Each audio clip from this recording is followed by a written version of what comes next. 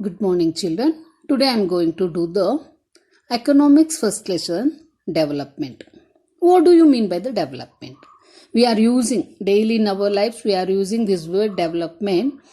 For example, rural development, social development, educational development, women and children development, etc. we are using in our daily lives. What it means? It refers the progress in a particular field. Development refers a progress in a particular field or a segment of people is called as the development. Whenever the economic activities in a country expand, the progressed, so that is called as also called as economic development. In a country, its economic activities is developed or progressed, that is called as the economic development. However, the process of economic development, the define of the economic development is a complex phenomena, not an easy to define. According to the professor, economist, according to the professor Meyer and Baldwin, economic development is a process, is a stage by stage work whereby an economy's real national income increases over a long period of time. So there, according to the definition, they are highlighting the three elements of the development. That is, the one is process, second one an increase in real national income, and third one is over a longer period. These three are the elements of highlighting the definition elements of the development. There are three elements in the developmental programs, developmental process, that is the process, real national income and longer period. See, first come to the process. The term process here refers to the operation of the forces that bring about changes in supply of factors of production and in the structure of demand for the production. Making changes in the production and making the demand, providing demand for that products also. So how it is possible? It is possible only the discovery of additional resources, education and skill development, capital accumulation, population growth, adoption of better techniques of the production, etc. These all makes the demand for the products. What the products produced, for that demand we should create. So these are the elements to create the demand for the products. Demand for products changes due to the change in size and the composition of population. Composition of the population and the size and composition of the population only changes the demands upon the products. Second one is the real national income. National income is the total value of all goods and services produced in a country during 1 year. See, listen, it is a question, it may come. What is national income? National income is the total value of all goods and services produced in a country. See, not only the goods, along with the goods, services also produced in a country during 1 year. That is called as the national income. It is an important measure of development. These are the element of measuring the development of a country. In that, this is national income is very important, very important. Higher the national income, higher is the economic development and vice versa. With the higher national income, there is higher economic development. Where is the less national income, the less economic development. This is the vice versa. But the emphasis is on the word real, which refers to the purchasing power of income. The prices have tendency to raise over time. When we estimate the income based on the increased prices, the values or incomes are inflated. We should remove that increased price effect to arrive at the real increase in income. So, this price adjusted income reflects the true purchasing power of income. This emphasizes the importance of maintaining price stability in promoting development. the costliest things. Everyone cannot buy the costliest things, no, like that also. Any products, any services also, it should be in the real form. Where there is the national income is high in a country, so there also the development, economic development also in higher level. So that is the national income is also one of the important measure for to define the development of a country. Then long period. The increase in real national income should be sustained over a longer period. What the national income is the total value of all goods and services produced in a country during 1 year. It should be takes longer period, longer years. That is also very important. See, example, say for 10 years or more than that. It should not be 1 year or 2 year. What the national income is not higher. It should be process. It should be longer. So it is also one of the term of the measuring the economic development.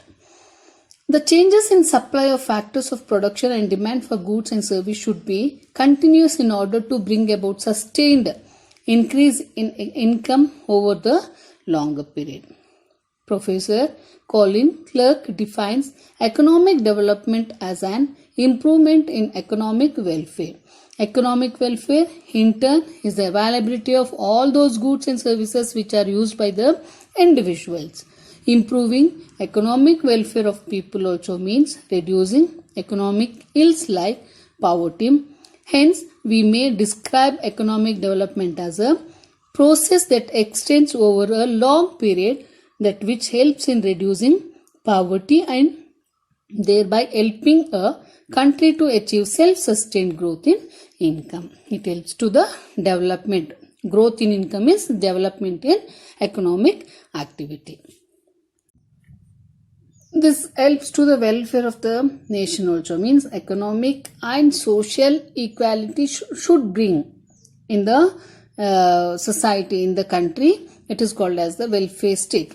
While USA, Canada, Japan, Germany, England, Australia, countries of Western Europe witnessed long-term rise in income before 1950s, countries like Singapore, Hong Kong, Malaysia, China and many other countries have witnessed long-term rise in incomes during post-1950s. These countries are called as the developed countries of the world. Even our country also, soon after the independence, our country is considered as underdeveloped country. But now it is developing country. What is underdevelopment? The word underdevelopment denotes a backward and stagnant situation where levels of living of people are low due to the lower level of per capita income. Per capita income is, what do you mean by the per capita income? It is the average income of each individual in the country. Each individual's annual income is called as the per capita. Where there is the low per capita, naturally that is coming under the underdeveloped countries.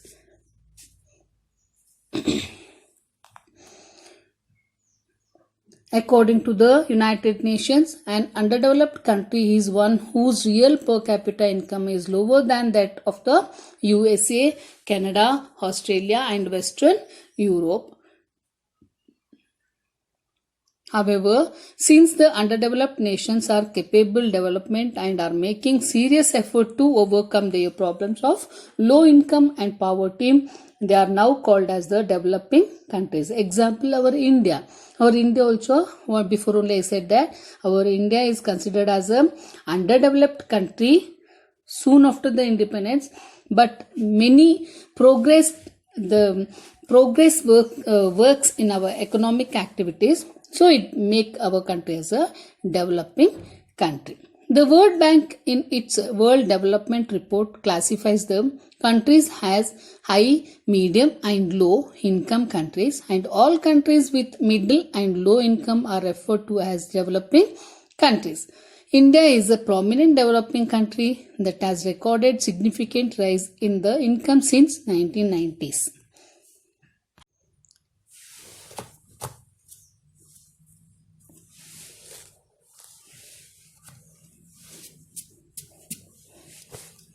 Now revise the lesson, children. See, what is development? What is development? The progress in any field is called as development. What is economic development? Economic progress of a country is termed as economic development. What is per capita income? Per capita income is the average income, the total income of each individual in the country.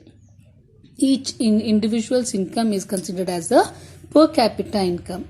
How do we derive per capita income? Dividing national income by its population. Dividing national income in its population, total population is called as we can calculate or derive the per capita income. Indicators of development. How do we measure economic development? Economists have advocated different indicators in that national income is prominent is one. National income. According to the national income, we can identify or we can show the economic development of a country. Income indicators. Income used here is the national income. What is national income? The total value of goods and services produced in a year. That is the national income, which is defined as the income of all the people residing in a country, living in a country. But it is not the true measure of development indicator, because based on the population, few countries, more population, more national income is there, but few countries, more population, less national income is there. So this is not a true indicator of national economic development of a country. So the per capita income of a country, what is per capita income? Dividing national income by its total population. That is the we can give by that also the correct measure of the economic development of a country.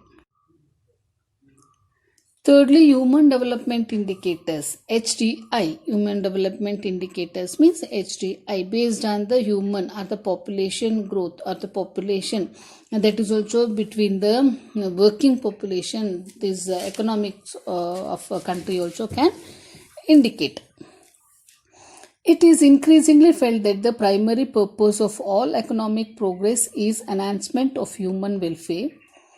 It should help people to enjoy a decent quality of life, ensure adequate basic minimum amenities like food, shelter, clothing, education, health, social security, clean water, pure air, and unpolluted environment.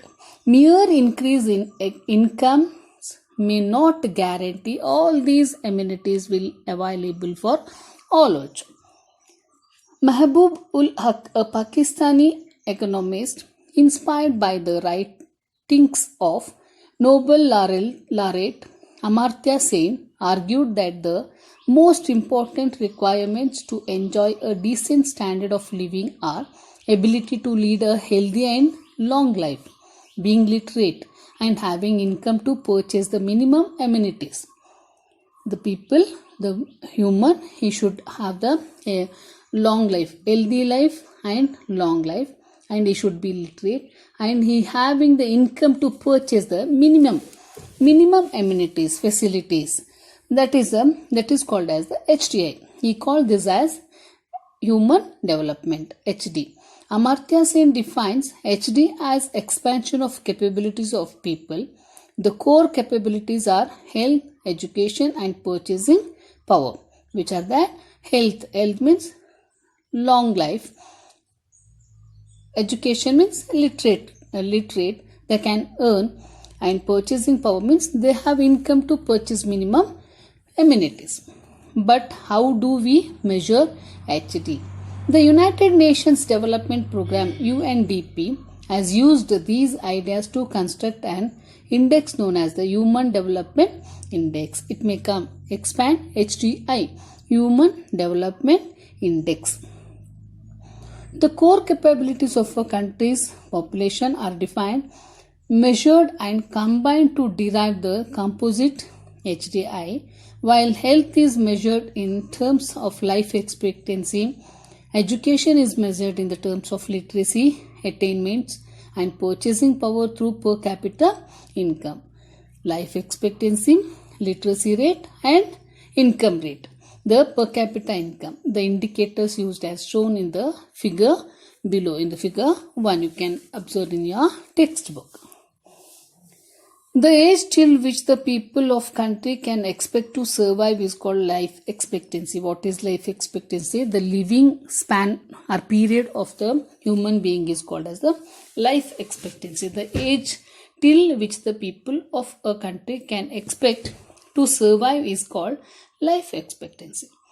Availability of nutritious food, excellent health and hygiene facilities, clean environment, etc. helps us to live longer. All these factors are represented in life expectancy. As the educational level rises, the country's economic progress also improves. The educational achievement of a country is measured on the basis of two factors: the average period of schooling completed by individuals above 25 years and the expected period of school education that the children of 5 years. See, above 25 years and below the 5 years in their lifetime. The standard of living is measured with the help of per capita income. What is per capita income? The dividing national income by its total population. Individuals' income, average income, national income is called as the per capita income. You can measure the development of each individual indicators as well as the overall HDI. Similarly, you can also trace the growth in them and compare our country with other countries of the world. The HDI of India has been rising steadily. In 2014, HDI was calculated at 0.586 and ranked in 135 out of 187 countries. The UNDP classifies the countries into 3 categories based on HDI as high, medium and low. India is in the middle group, medium group. Fourthly, the gender related development. The role of women in the developmental process is very important, especially in our countries. Like, we are having more discrimination in our country, men and women. So women who form half of the population have the capability to work in all fields of economic system.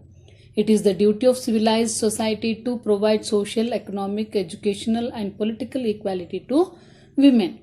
After independence, our constitution has assured equality of freedom and opportunities to both men and women. However, significant types of discrimination can still be seen and violence against women is frequently reported. This only suggests that women are not yet given equality in all spheres, making them secondary partners in economic growth. Gender discrimination may be seen in various dimensions of Indian society, economy and politics. Sex ratio, the number of females. What is sex ratio? Underline that also. The number of females for every 1,000 males is the most important indicator, which reveals that treatment meted out to women in a society. What is sex ratio? The number of females for every 1,000 males is sex ratio. It is very low in our country also. In India, because of all-round discrimination against females and preference for male child, the sex ratio was barely 945 in 2011 census. What is worse is it is still lower in child 0 to 6 years population. Similarly, the literacy rate among women was 65.46% in 2011 census compared to the 82.14 among men. This is so because even today some people thinking women do not need education, and in some places adequate schooling facilities may not be available for girl child. If you look at the workplace, women mainly work in unorganized activities like agriculture, construction, small scale industries, etc. At lower wages than the men, it is also true that the women are not free to spend the income that they earn. With a low education, not many of them are seen in the better and highly paid positions. In order to promote participations of women in economic activities and thereby achieve economic empowerment, self-help groups SHGs are being formed in all the villages and cities. It is a group of women, usually 20 members, who come together to share their meager resources, obtain external support, undertake business jointly, and earn income. This is the main intention of the SHG. They are trained in managing accounts, handling bank transactions, and skill to take up remunerative income generating activities. SHGs have been instrumental in helping women to earn, save, and spend at their willingness. Their dignity and autonomy has increased. In recent years, many steps are initiated for empowerment of women. Empowerment means development of women, welfare of women, may be described as the expansion in people's ability to make strategic life choices in a context where this ability was previously denied to them. It was not given in the previous years of ancient India. Means everything education or what life choices are denied from them. Empowerment is a process, underline that. Empowerment is a process that infuses people with power, that is access to resources, expands individuals' capacity and power of decision making, that is autonomy. Many laws have been enacted to curb violence against women at home and at working place to guarantee equal wages, providing reservation of seats in elected bodies, etc. All these measures will certainly help in bringing women to the mainstream of the development. Thank you, children.